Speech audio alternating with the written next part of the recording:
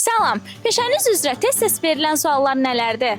Data analitika sistemində ən çox eşitdiyimiz suallar əmək haqqı gözləntisi və riyazi biliklər barədə olur. Zinət əşyaları üzrə dizayner olaraq ilk növbədə verilən suallardan biri də budur ki, bu peşə haqqında məlumatlarla toplaya bilərik. Kiber təhlükəsizliyi oxumaq üçün hansı mərhələlərdən keçmək lazımdır? Biz də izah edirik ki, bu pilləli sistemdir, sadəcə mürəkkəbə doğru hərəkət etmək lazımdır. Ən çox verilən iki sual, birincisi qida mühəndisliyi nədir? Bu ixtisasın tam olaraq incəliklərini açıqlayıram. İkinci sual isə burada meyvələrə niyə görə iynə vururlar? Yeni dəyişdirilmiş məhsullar haqqında tam olaraq məlumat verirəm. Dülgər olaraq mənə ən çox verilən sual, bu işi öyrənib xaricdə işləyə bilərəmmi?